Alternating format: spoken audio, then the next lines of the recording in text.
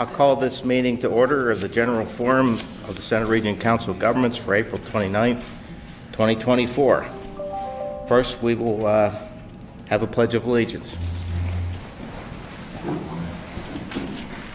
I pledge allegiance to the flag of the United States of America and to the republic for which it stands, one nation, under God, indivisible, with liberty and justice for all.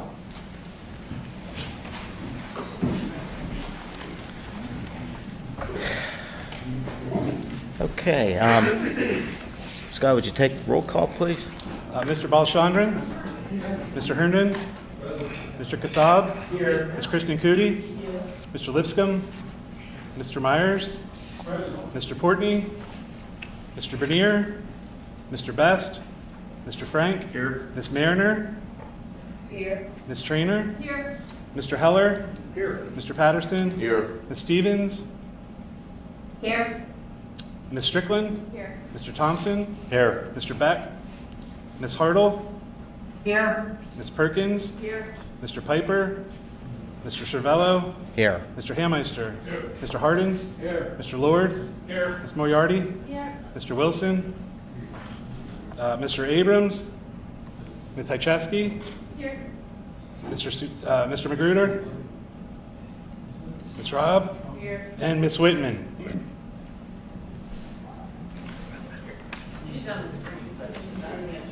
You got a thumbs up? Betsy, can you hear us?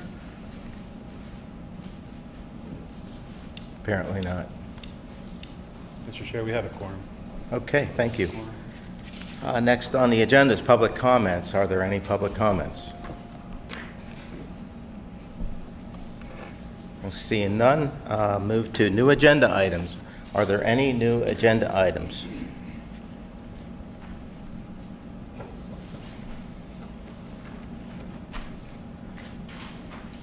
Seeing none, then we'll move to the next thing on the agenda, which are introductions.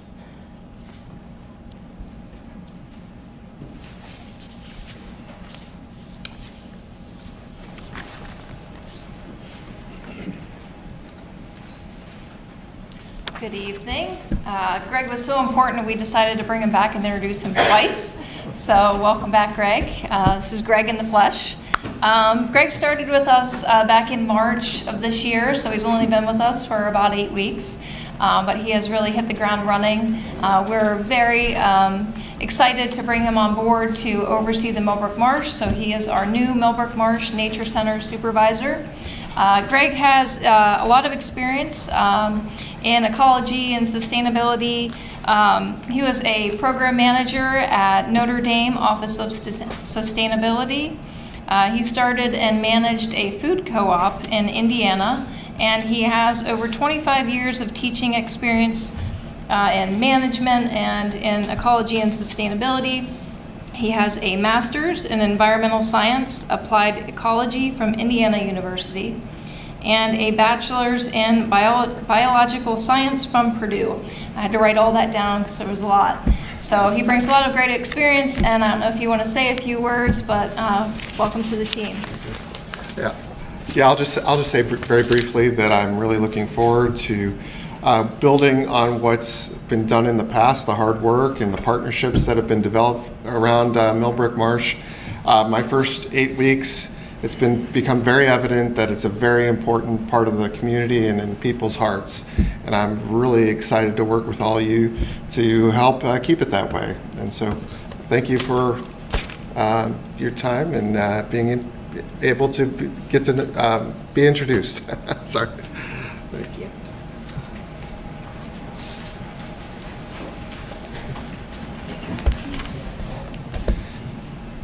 Good evening, everyone. My name is Mike Tilka, Director of the Center Regional Planning Agency. I'm excited to announce that your Center Regional Planning Agency and Center County MPO will be completely staffed as of May 20th. It's with great excitement that I'm able to introduce 2 of those new 4 additions today. First is Jenna Wargo, who since April 8th has been filling our Principal Land Use Planner position. She was recently with the Township of Ferguson as their Planning and Zoning Director, and before that she was a planner and senior planner focused on redevelopment with the Borough of State College. Jenna holds a master's degree in urban planning and design from the University of Georgia and a Bachelor of Communication Arts and Designs from the University of Louisville. In addition, Jenna holds professional certification through the American Institute of Certified Planners. I can't tell you all enough how excited the team is to have her in this role and how she's already off and running with the workload. Our local and regional planning programs will be first rate with her addition to the team. Her and I are already gelling on how we, and most importantly, the agency, can best serve our municipal partners. You'll all be seeing a lot of us as we move into the comprehensive plan update in the next year and a half. Looks like we're in an interesting fact mood tonight, so I'll go with Jenna's interesting fact. She was a javelin thrower in college and had a scholarship for it. So welcome, Jenna. Thanks, Mike. I'm happy to be back. Can't wait to get started with local planning here in the region as well as regional planning. All right. Next up, we have Marcella Hoffman, who has been filling the new position of Transportation Grant Specialist with the MPO since April 8th. Since early 2019, Marcella has been part of the planning agency and MPO team as our office manager. Previously, before that, she served as administrative assistant for the township of Ferguson, and then she had an earlier stint with the planning agency before that as a staff assistant.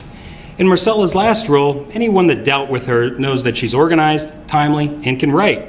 Well, that's exactly what we were looking for with the grant specialist position, and she stepped up into that exciting role.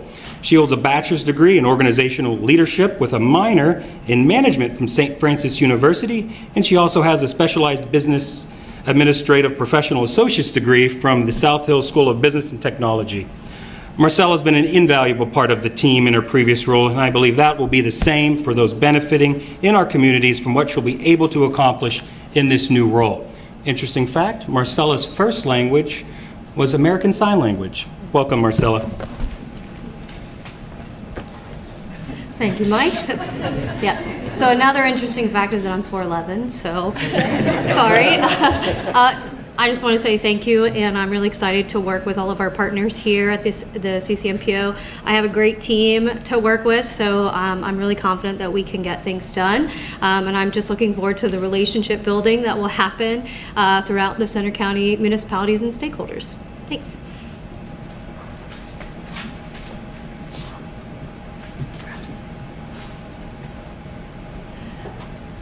Tonight's a really good night. We have lots of great people coming on board. I want to introduce our new head of advancement. Now, you'll notice that last year we merged a part-time communications coordinator and our head of philanthropy position into the head of advancement. And we were so lucky that Kim Patty stepped into that position, and she just finished 6 months at SCLO Library. Kim started her career as a forensic meteorologist, which is pretty fantastic. So I now feel pretty confident when I have to close the library due to weather. She worked for several years in the State College Area School District, both as a teaching and then also as a library paraprofessional. She finished her master's degree in library and information science last year. She's jumped right in, and already she has led the new Book a Day fundraising program for SCLO that many of you might have read about in a couple months ago in our announcements, and we're just overjoyed to have her as a part of our team. Kim? I wanted to say thank you for the opportunity. I have enjoyed all of the relationships that I have made so far, both at SCLO and in the COG, and I look forward to building on those relationships in the future. And just to say that I would be pretty remiss as the head of advancement services if I don't bring up that Center Gives is happening next week. And we are very lucky to live in Center County, where there is an abundance of nonprofits that are extraordinary and doing outstanding work. But we hope that you will think about SCLO Library when you're thinking about where to donate your money on May 8th and 9th. Thank you. Wasn't that perfect? She just jumped right in there. That was great. So thank you very much.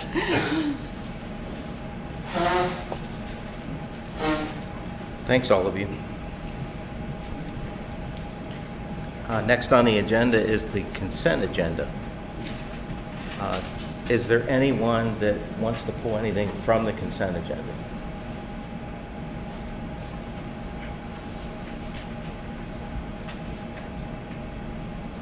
Okay.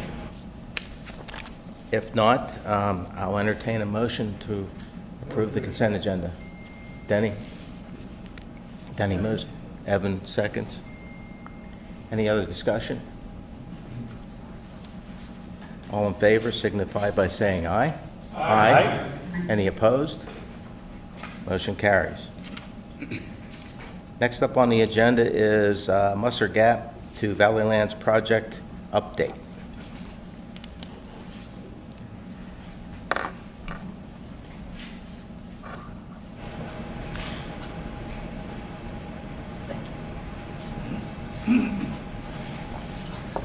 Good evening, everyone.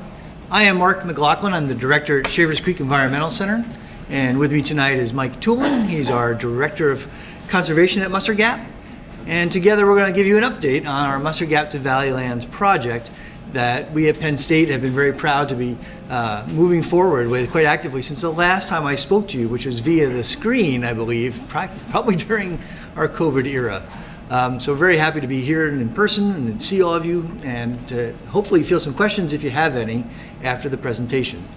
So we'll click through our screens here.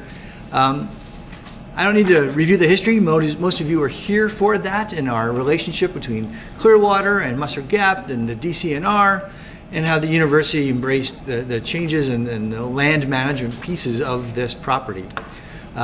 It's been a successful program for me. I've been on board about almost 3 years now with getting ourselves a proper strategic and steering plan that is available if you ever need to see it, that talks about essentially our plan of plans. That mission and that vision for the Musser Gap, stated by Dr. Barron, is really to look at how that property has been for a long time a great protection for our local water supply, and a place to preserve and protect our plant and animal species in the acreage that we do own, and it's a place that people can still access. A lot of that access is what we'll be talking about tonight, is when Mike takes over and talks about our current events. Yeah. The overhead shot of the Penn State property that is Musser Gap is in white. I keep wanting to shape it into a bird of some kind. That's more of my thing, but yeah. So we have Route 45 is bisecting our property with a larger squarish rectangle to the south, and then the winged shaped structure, yeah, I gotta get that better, to the north, with then, as you all know, Whitehall Road Regional Park immediately to our north. So as a property, it's got a lot of things that we need to manage, and we've been busy trying to figure out as to what some of those priorities are, and I think we've landed on a good number of them, including indeed things like riparian buffers and other water protection pieces. A good number of efforts is going forward right now about our invasive species and the best management plans to manage those. And then indeed about access, how to get our trails safe, and then hopefully to have a plan for some future trails on the property. I'll let Mike take it from here as he has some updates on these specific projects that we have going on. Thank you, Mark. That implementation plan was broken up into multiple phases, and at the moment we're currently sitting somewhere between the pre-construction and phase 1 phases. Regarding pre-construction, we're in the process of having boundary topography and a select archaeological survey being done on the site. Next steps for that are to finish up those surveys. It should be wrapping up sometime in the next month, and then submitting specifically the archaeological survey results to the PA State Historic Preservation Office to fill a requirement for our phase 1 update, which is grant funding that we were awarded through DCNR's Community Conservation Partnership Program to restore the northern third portion of the Musser Gap Greenway Trail. Activities for that restoration will include some trail rehabilitation, fixing some ruts and some potholes, and making it a little more foundationally stable so that it's easier to maintain into the future. Working on some of the stormwater management infrastructure along the trail, and implementing some signage. Our next steps on that project are to, once the surveys are complete, create and distribute an RFP for the design process of that project. This is just sort of a budgetary outline of that project. We were looking at roughly $292,000 for construction, $90,000 for soft costs, and then $66,000 was built in for contingency. And then our grant came back at as an 80-20 match, DCNR providing that 80% at $359,000, Penn State supplying the rest at $89K. As far as sort of building up the foundational aspects of project development, we've been working on mapping by collecting and amassing a repository of mapping data collected during that original implementation planning phase, as well as through some researchers who are active on the property. As Mark mentioned earlier, we'll be continuously working on our vegetation management, specifically with regards to invasive species and implementing best management practices there.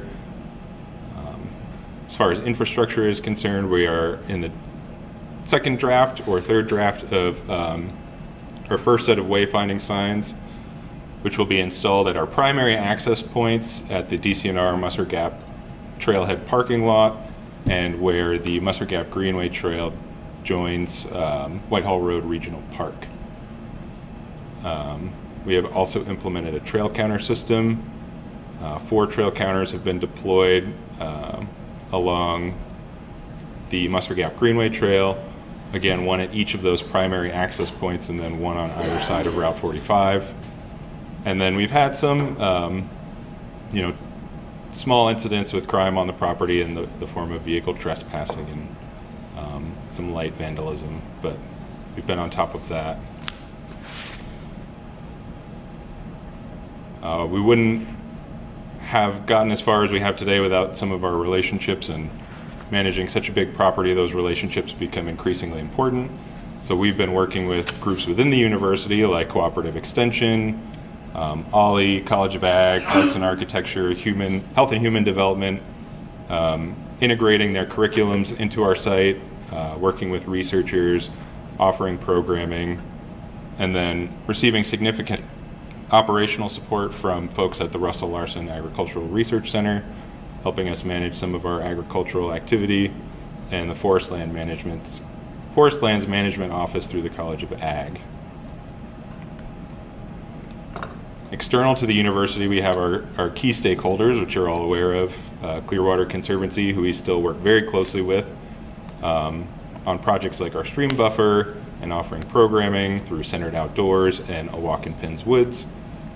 We work closely with our partners at DCNR, talking about future plans for trail infrastructure, vegetation management, and sharing data with regards to trail counters.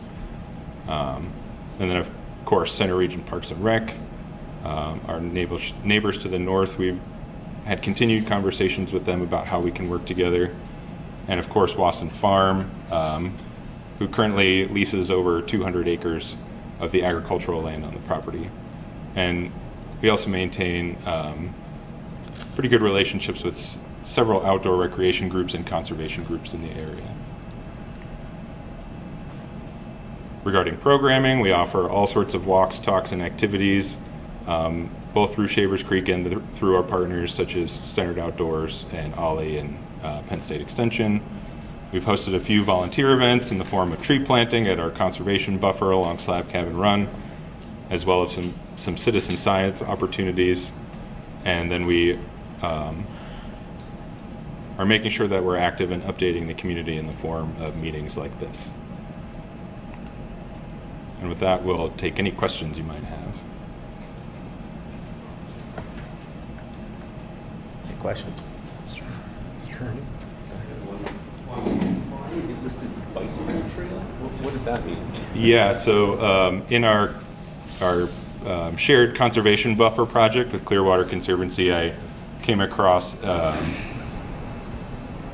unapproved bicycle trail that had been sort of carved through that habitat restoration area.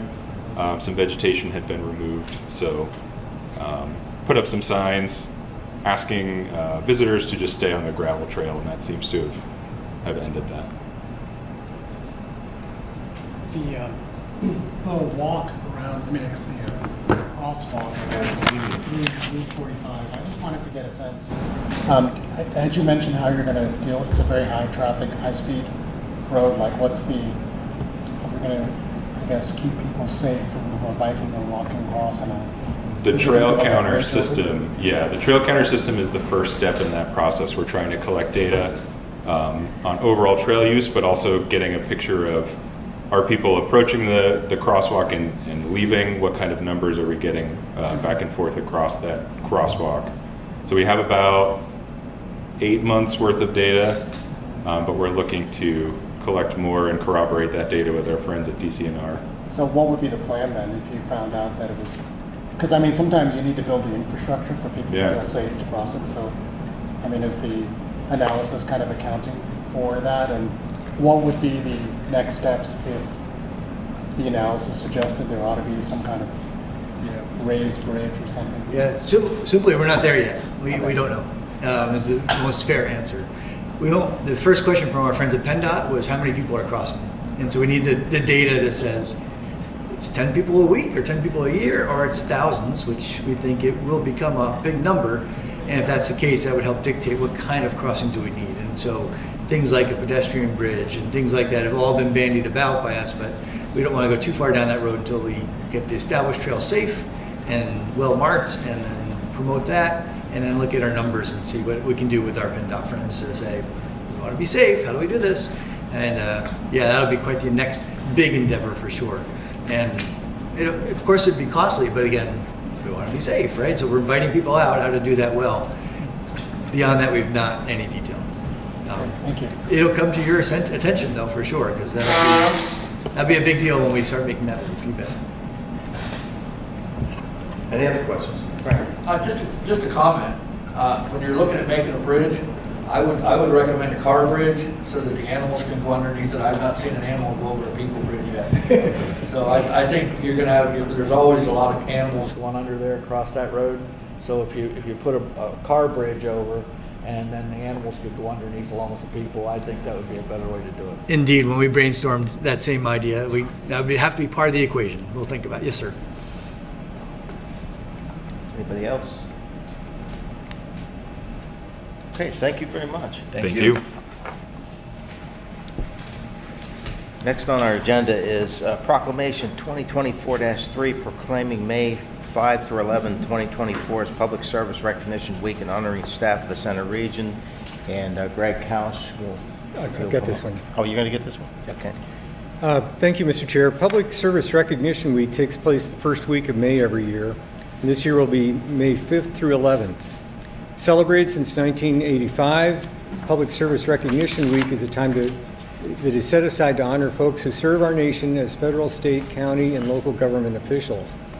The purpose of celebrating this week is to recognize and honor people who deliver public service to residents and make everyday lives possible for all of us. It is thanks to the efforts of these public service employees that we can go safely about our daily lives and enjoy high-quality life, facilities, and programs.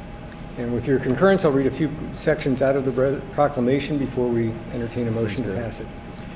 Whereas public service is a noble calling that requires dedication, integrity, high ethical standards, sacrifice, and whereas public servants at all levels of government work tirelessly to improve the lives of their fellow citizens and the well-being of their communities, and whereas public servants demonstrate resilience, innovation, and courage in overcoming obstacles when delivering essential services to the public, providing high quality of life services, and maintaining excellent public facilities, and whereas Americans are served every single day by public servants at the federal, state, county, municipal levels, and these public servants deserve our gratitude, respect, and recognition for their contributions to the common good.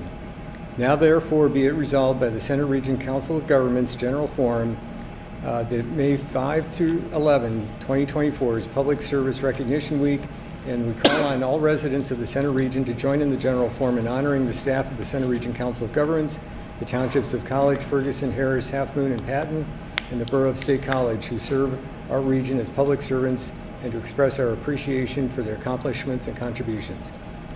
Thank you, Mr. Chair. Thank you, Eric. There's a motion to be considered, and I'll read it, that the general forum is recommended by the Executive Committee approves Proclamation 2024-3, proclaiming May 5 through 11, 2024 as Public Service Recognition Week and honoring staff of the Center Region. Do I hear a motion? Pam Rob. Do I hear a second? This is Amari, second. Okay. Having heard a motion and a second, any other discussion? Okay, if not, signify your approval by saying aye. Aye. Any opposed? The ayes have it.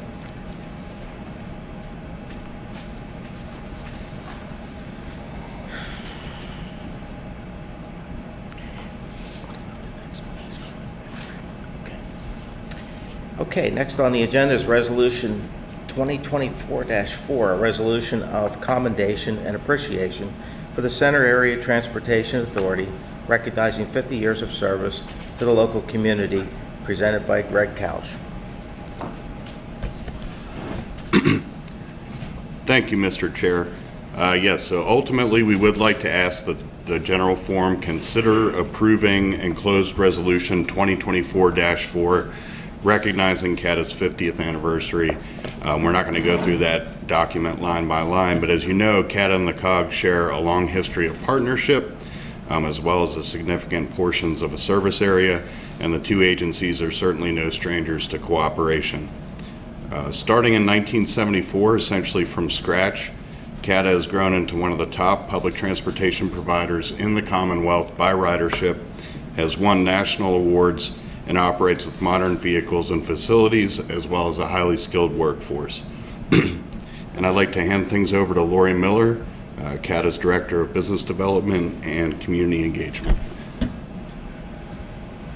Mr. Chair, thank you very much. CATA is very excited to be celebrating our 50 years of having transit service in the Center Region, and we are celebrating that at CATA's location off Whitehall Road on Monday, May 20th, from 3 to 7. We'll have a community celebration. We'll have our original bus number 1 available to do rides around the neighborhood. We'll have kids come through the bus wash. We'll do tours of the facility. We'll have tokens that we've purchased specifically for the 50th anniversary. So lots of festivities, and we hope that you'll bring your families and come visit us on Monday, May 20th. Thank you. Thank you. Thank you. Anything else? Okay. Thank you, and congratulations. Thanks. There is a motion to be considered. Reform is recommended by the Executive Committee. Approves Resolution 2024-4, recognizing the Center Area Transportation Authority's 50th anniversary of providing public transportation service to the local community, and further, that it expresses its appreciation for the partnership it has built with the COG and its history of meaningful coordination of transportation improvements over the last 50 years. Do I hear a motion to approve? So moved, Pam Rob. Do I hear a second? Second. Okay, we have a motion. We have a motion and a second. Any discussion? Seeing none, all in favor, signify. Sorry. The second came from Mr. Kasab, correct? Yes. Okay, just making sure. Thank you. So, all in favor, signify by saying aye. Aye. Any opposed? Motion carries. Next on the agenda is Center County Transportation Project updates by Jim Saylor.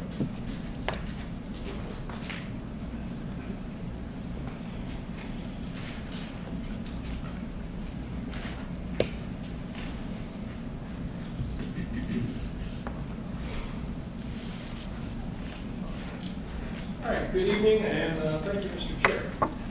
Each year, we poll the Center Region municipalities for their local construction projects. This is just for the purposes of general information. The heavy coordination between projects that may intrude into each other's work zone is happening within another committee and directly between the parties carrying out that work. This is just a informational item to help try and keep as many people as possible out of their work zones.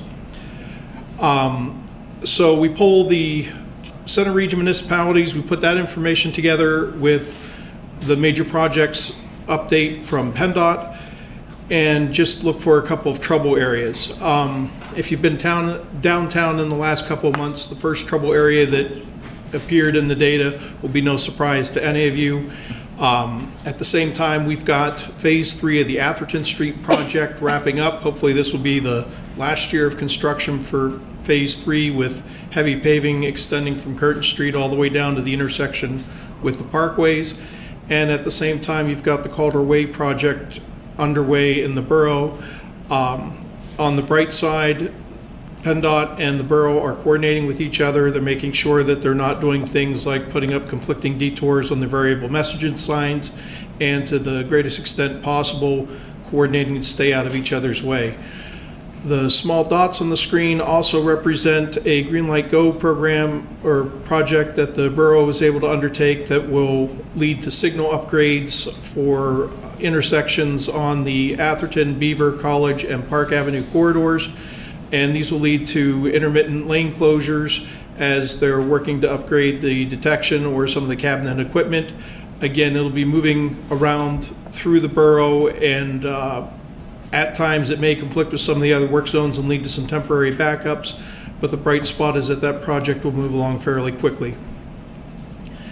The second area of potential conflicts that we wanted to point out was a little bit further to the west with Blue Course Drive. We're aware that Ferguson Township is undertaking a microsurfacing project this year, and that will cover sections extending from Atherton Street down again to the intersections with the Parkway.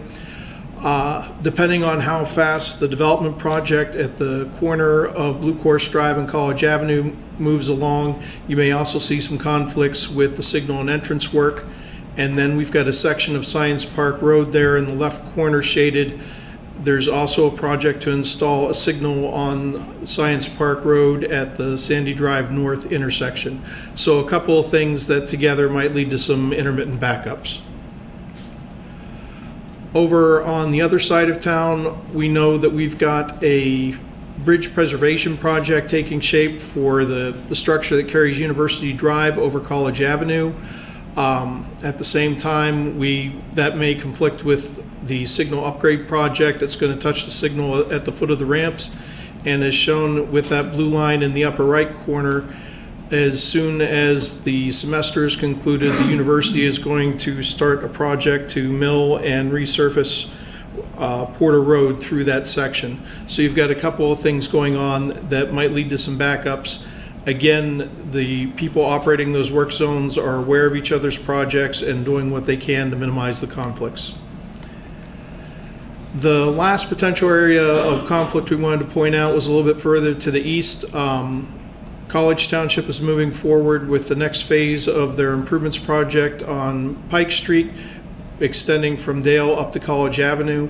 And at the same time, where College Avenue goes across Spring Street, although the bridge preservation project may still be a couple years out, you might see some intermittent lane closures as they're doing utility relocation work, trying to get there and get that work done ahead of the main project. And a thank you to Mr. Franson over at College Township for pointing that out. That's something that came to light through their coordination with PennDOT. Just some other projects that are going on within the area. We know that the Harris or the Half Moon Township crews will be continuing to work on their betterment project on Smith Road, and that they also hope to be able to run a paving contract in the Trotter Farms neighborhood that'll pick up a couple of other roads, Municipal Lane and Autumn Circle. So hopefully that'll move forward. And likewise, over in Harris Township, we've got some work programmed on Bullsburg Pike and Old Bullsburg Road, and also some work on the bridge carrying Bullsburg Pike over Spring Creek there, going up the hill. just to check in with the one of the large PennDOT projects in the region. We expect to see both the Jacksonville Road Improvement Project and the high-speed interstate interchange project let later this spring. Now, because it's being let so late in the year, we won't see any heavy construction starting this season, but we might see some of the light prep work and some of the clearing in preparation for the work to really get underway next construction season. And then we also thought it might be worth a minute to draw some attention to local bridge projects. There are 3 going on in the area that we're aware of that will lead to at least temporary closures. Potter Township is working on the Lake Road Bridge there at the south end of Coyer Lake. And then the county replacement bundle that includes structures in the Sunnyside neighborhood of Bellefonte and over Lick Run in Howard are moving ahead.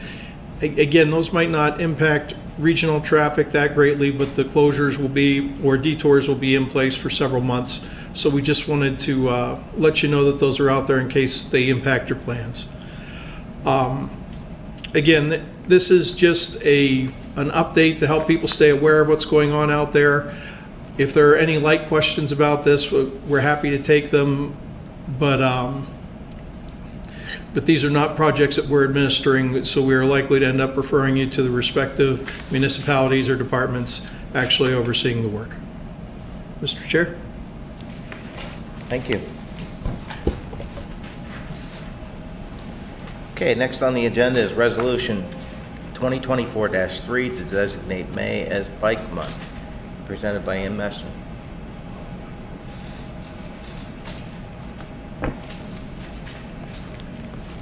Good evening, everyone. Thank you for your time.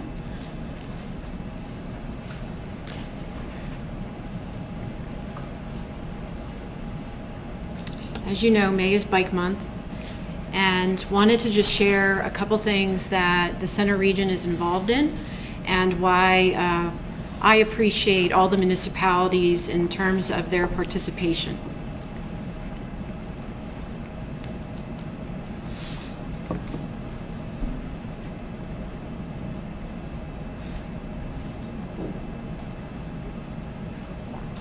So I wanted to highlight some partnerships.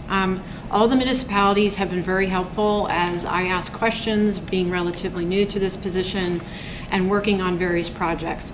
This is not an all-inclusive list, but I wanted to highlight how complicated something like bicycling can become. We have not only municipal stakeholders, but we also get a lot of help from our COG partners. So for example, Parks and Rec helps us out in terms of advertising bike classes that can be virtual or online. Center Region Codes has agreed to maintain the 4-foot bike sticker on all of their vehicles to remind people on the roads. And then finally, the library hosts a story time for little people about bikes. And this is all talks about our partnerships as well as other help that we get from outside, and that includes Penn State when we utilize the bike den for additional bike classes. This is just a sampling of what May looks like this year, and we have quite a few activities. It's not all inclusive. We're working on a couple more items, including a bike den class May 8th and a mayor's ride, which I believe is on there May 17th.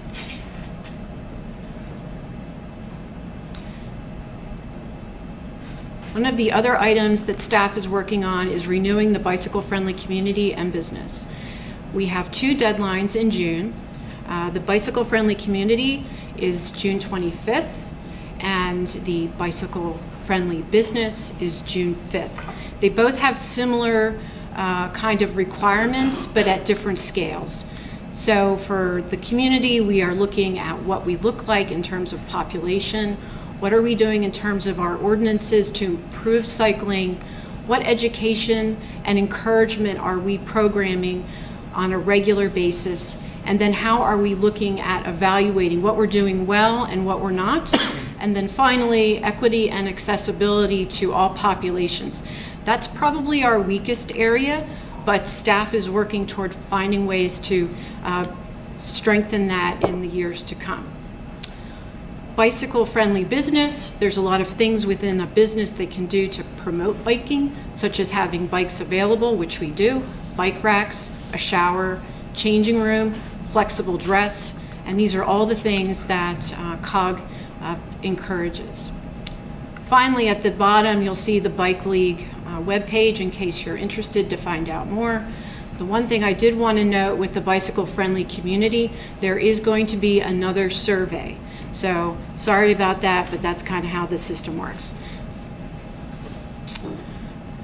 Skipping to another activity we are working on is the countywide active transportation plan. This screenshot was taken this morning, and what it's showing is kind of the spread of where we are getting our comments, which is 318 surveys have been taken, and we've had 224 points made on the map. And out of those, 209 have actually written a comment. We want to use all this data along with crash data, some other analysis to make a countywide active transportation plan. The idea with this plan is that will make us eligible for grants such as Safe Streets for All, but that municipalities can also use the data when they need to apply for grants such as multimodal. And just wanted to make a plug, the survey is still open until May 3rd. I do appreciate it. If you haven't done it, please fill it out. And are there any questions? Anybody have any questions? I guess not. Okay. Thank you. All right, thank you. With that, there is a motion to be considered, and I will read it, that the General Forum is recommended by the Executive Committee and Land Use and Community Infrastructure Committee adopt Resolution 2024-3, designating May 2024 as Bike Month, May 13th through 19th, 2024 as Bike to Work Week, and Friday, May 17th, 2024 as Bike to Work Day, and Center Region Bike Anywhere Friday. I will entertain a motion. Betsy Whitman, so moved. Do I hear a second? I'll second. I'll take the Betsy. We'll let Betsy second. Pardon? We'll let, get the first and let Betsy have the second. Okay. Betsy will be the second. All right, we have a motion and a second. Any discussion? From who? I'm sorry.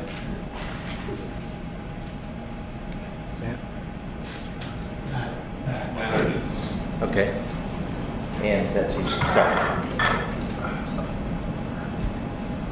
Thank you. Okay, all in favor, signify by saying aye. Aye. Opposed? The ayes have it. Next on the agenda is Resolution 2024-2, recommending that the Center Region Parks and Rec Authority enter into a modification agreement for the regional parks loan, presented by Mr. Norenberg. Thank you, Mr. Chair.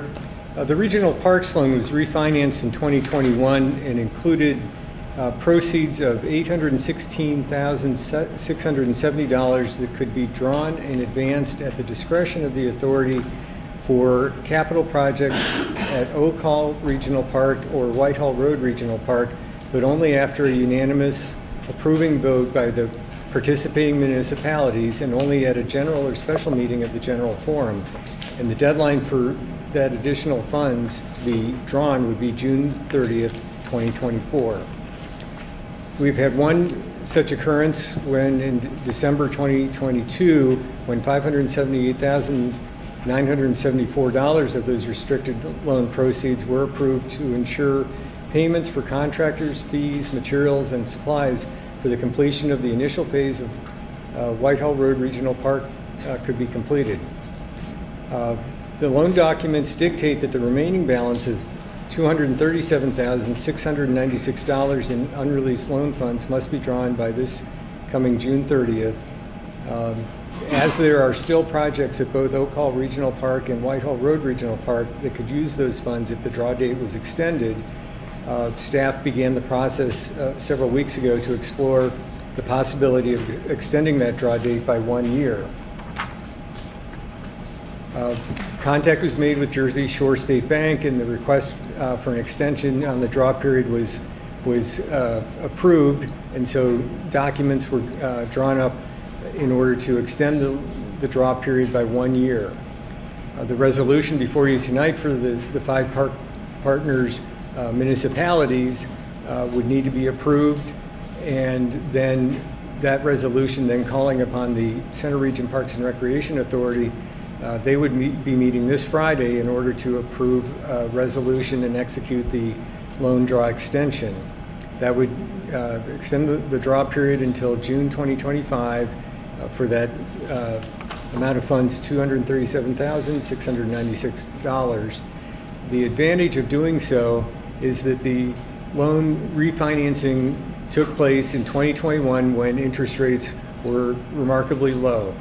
The loan has a 1.33% fixed rate through June 1st of 2031, and then a variable rate thereafter with a cap of 2.5%. So these loan proceeds are very low compared to current interest rates, and this would be a good opportunity to potentially fund projects at either Oak Hall or Whitehall Road Regional Park. So staff worked on this and reviewed it with both the Parks and Rec Authority as well as the Finance Committee and the Parks Capital Committees during their meetings this month, and we have had positive response from all three of those groups. So the recommendation in the memo, or excuse me, in the agenda is for the motion to be approved, passing resolution 2024-2, and myself or Christy Owens would be happy to answer any questions, Mr. Chair. Thank you. Thank you. Are there any questions?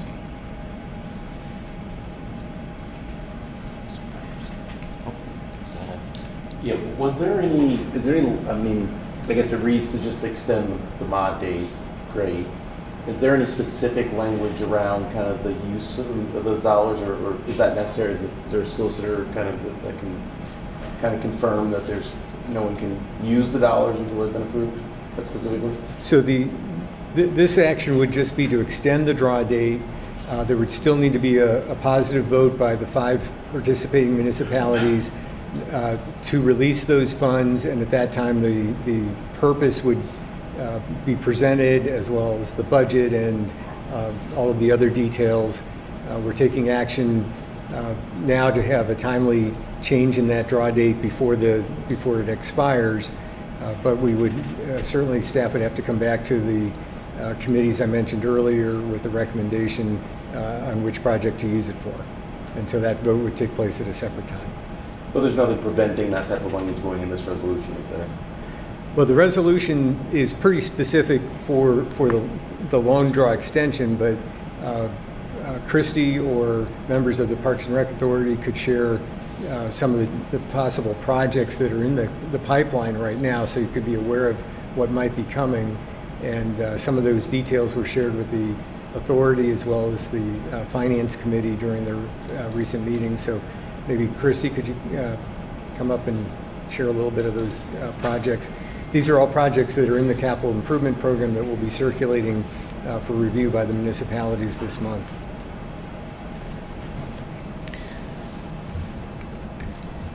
So we looked at essentially the Oak Hall and the Whitehall Road capital improvements over the next 5 years, and essentially just took those projects, put them into a list of here's what we're thinking for these 2 facilities over the next 5 years. One of those was Oak Hall Road Regional Park parking lot improvements. We had some fencing work that was planned and some minor repairs to some of the concession facilities out there. So that was one project.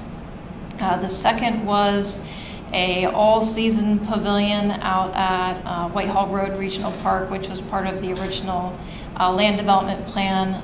We currently had some funding in place for that project, or do have some funding in place for that project, so that one was identified as well.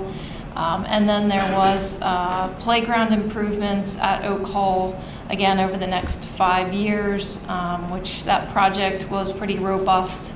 Without having the grant funding and matches and things in place for that project, that one is a little bit more farsighted. But I would say the most ready-to-go project out of the two of those would be the all-season pavilion out at Whitehall. But again, if this is opened up to other regional facilities, we also have other key priority projects as well, if that's for consideration. But hope that helped answer some of your questions about the types of projects. Yeah, no, it was good. Thank you for the information. I think then the other thing I wanted to know was the terms of the loan. Is it only, we pay interest only when we draw down, or are we paying interest today on the money as it exists? It's only after the money is drawn, yes. Drawn, so it's interest-free right now? Correct. Okay, got it. Thank you. Any other? Okay, no other questions? Any other questions? Okay, if not, then, Okay, so this would require a unit vote, Right. so we need a motion and then recess for the vote. okay. There is a motion to be considered. It is a unanimous unit vote required by the participating park municipalities. And we will have to recess for that unit vote. Motion What does that first. mean? I'm going to read the motion, the recommend motion. As recommended by the Executive Committee, Finance Committee, and Center Region Parks and Recreation Authority, the General Forum approves Resolution 2024-2, a resolution of the Center Region Council of Governments recommending that the Center Region Parks and Recreation Authority enter into a modification agreement for the loan to continue the development of regional parks. I move the general forum approve resolution 24-2. Have a motion and a second. Susan. Okay, Mr. Chair, the unit voting procedures are found on page 16 of the agenda. This will be a type 1 unit vote, so you should please recess so the municipalities can confer. Then the phone numbers. Recording stopped. Thank you. So I think Scott's got it. There it is. There's the slide. For those of you who joined since we've done a unit vote, everybody would cluster together in the room and use that phone number to contact folks that are outside the room. So we will recess for conference.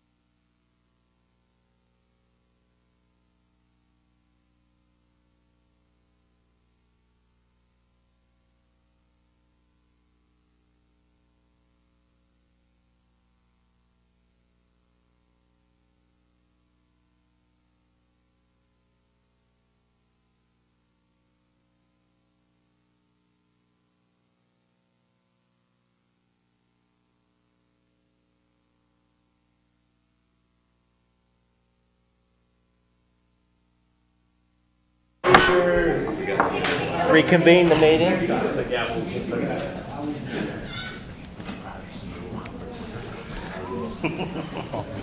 Good, Scott, you can call the roll. Call the meeting back to order. I did. Okay, thank you. On the vote to approve Resolution 2024-2, State College Borough. Aye. College Township. Aye. Ferguson Township. Aye. Half Moon Township's an abstention. Harris Township. Aye. And Patton Township. Aye. 5 to 0 to 1 vote. Motion is approved. Okay, the motion passes. And we'll move on here. Next agenda item is appointment of the interim executive director. Be presented by Eric Norrenberg and Becca Pettit. Thank you, Mr. Chair. I'll kick things off here with the brief overview. The search committee for the recruitment for the executive director has been making progress, and they are slated to have a Zoom meeting later this month to review candidates who have been screened by GovHR.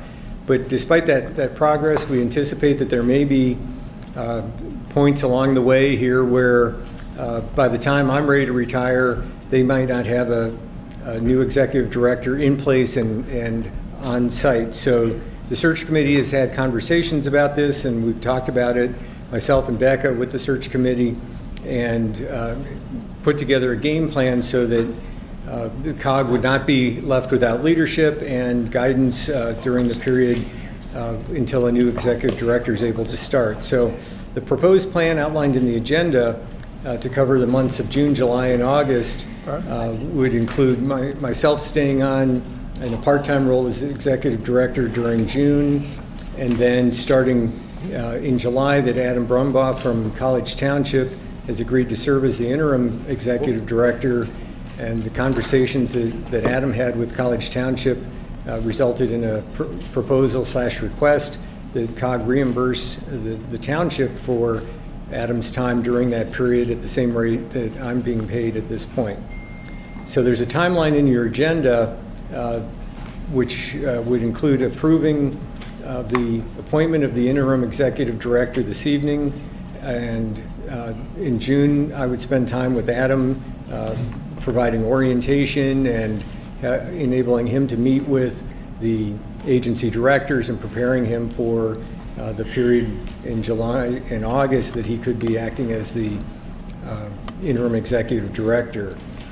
So this comes from the executive committee with a recommendation for support for this plan that I've outlined, and to ensure continuity of leadership during the months of June, July, and August. The general forum is asked to approve two different motions that are stated in your agenda packet. With that, I'd be happy to answer any questions, and I'm sure Becca will help with any questions I can't answer, and Adam is available as well if you have any questions for Adam. So this plan and proposal was reviewed with the search committee, and they added their support as well. Back to you, Mr. Chair. Thank you, Eric. Any questions? If not, there are two motions to be considered, and I'll go through each one of them. The first one reads that the general forum appoints Adam Brumbaugh to serve as the interim COG executive director starting July 8th, 2024, and continuing until the next executive director is in place. Mr. Chair, I'll move. Okay. Second. Second. Bruce was second. Rich was first. We have a motion and a second. Any discussion? If This not, seems like a. Oh, sorry. I trust that Mr. Bumball will be fantastic doing this. This just seems very difficult proposition. I guess, does anybody have any more information about like the balance of being able to handle a township and the executive director for, after the 2 months? Is there kind of some more That guy does. background there? Good evening, Adam Brumbaugh, College Township Manager. Specific to the question, College Township's very fortunate in terms of our management staffing at the moment. We have a very capable assistant township manager on board. Timing for us is actually very good in July and August, even into September, relative to the time of preparation of our budget documents. It's a little bit of a delay. A lot of our heavy lifting is going on at the moment with the compilation of our capital improvement program, and actually that is on task or on point to be completed by the end of June. So with that, there's a gap until we actually get into the formulation of the township budget. So from a timing perspective, I think it works very well for College Township. I wouldn't be able to say that if there were not good management folks in place at the township. So from that standpoint, I think it works very well up until about the middle part of September. And by that time, by the way, I look at this as a contingency plan.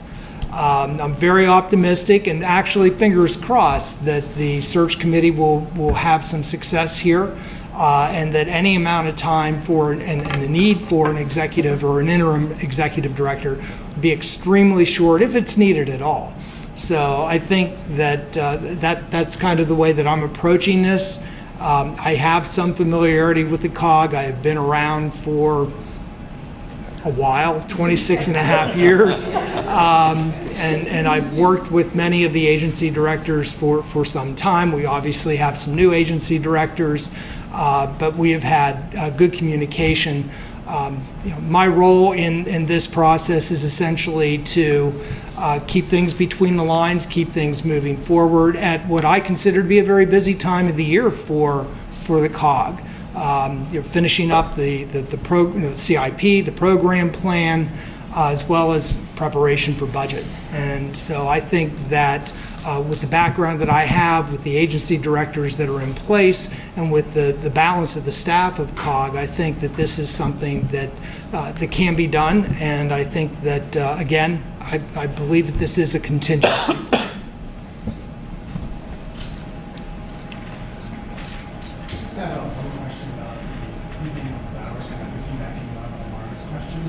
Which is that, is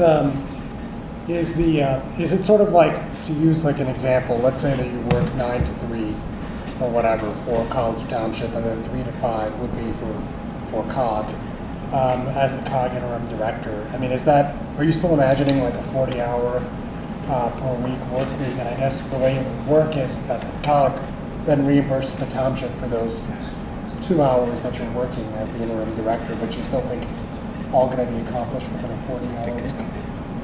At this point, the conversations that I've had with Eric and with Becca have been anticipating a full 40 hours of being on site a week.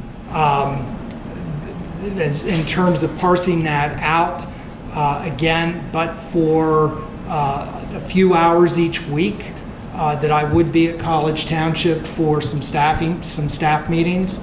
I would basically be here on site and available to the agency directors and balance of staff. Great, thanks. Any other questions? Okay, I've read the motion. Do I hear a... We have a motion and a second already, okay. All in favor, say aye. Aye. Any opposed?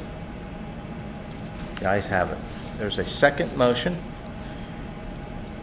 and I'll read it. It states that the general form authorizes payment to College Township of $78.08 per hour for the time Mr. Brumbaugh serves as the interim executive director starting July 8, 2024, and continuing until the next executive director is in place.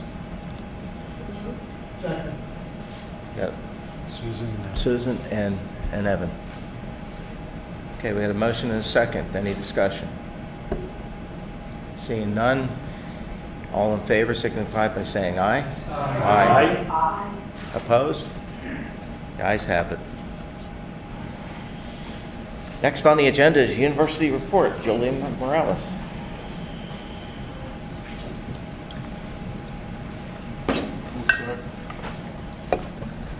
Thank you, everybody. So I'll be pretty quick here, I think, and then if you have any questions for me, please let me know. So just a couple of reminders as we wrap up the end of the semester. Of course, classes ended last Friday. Final exams will begin on the 29th, which was today. Sorry. Time has escaped me, so I apologize. Commencement will be next weekend, the 3rd through the 5th, with the only exception to that being the law school commencement will be May 11th, and that is in the Eisenhower Auditorium.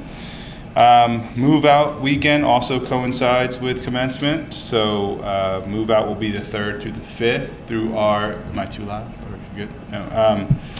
And our first year students will be asked to leave East Halls prior to 4 p.m. on Saturday, May 4th. So just an FYI, if you're coming down Park Avenue or anything like that, there's going to be some traffic there, some move out traffic. Just a couple other reminders I mentioned before, but just again to mention it, the Palmer Art Museum is set to open on June 1st, so we're really excited about that. It will be open to the public therefore after. Also, our Engineering West facility will be online this fall with faculty and staff moving in this summer as well, so they'll start to transition from parts of campus like Hammond Building and things like that.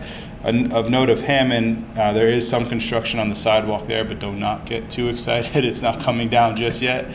They're just doing some improvements to the sidewalks and things like that. So, but that day is coming. I know my borough colleagues are looking forward to that. So, but that's all I have, unless there's some questions for me. Any questions? Good. Thank you. All right, great. Thank you, guys. Okay, next up is State College Area School District. Is there a report from the school district? None? Nope. No report. Whitehall Road Regional Park Project Coordination Team Report. Mr. Frank. Yes, Mr. Chair. Down to 4 main contractors working the project at this point.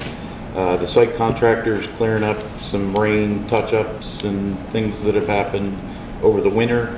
The landscaper has seeded the pollinator area and is just waiting on plant stock at the nurseries. The fencing contractor has been fighting rock throughout, but he's making good progress and is on the last field. And then finally, the design professionals are preparing the as-builts for the stormwater and a minor alteration plan to reflect what did not get done as part of phase 1. The parks crew is mowing grass, so that's a good sign towards using the fields this fall. Pending any questions? I had a question about you had mentioned as-built. Are you going to end up with a set of record documents with notes? Yes. Okay. Parks has a robust file on this project. Good.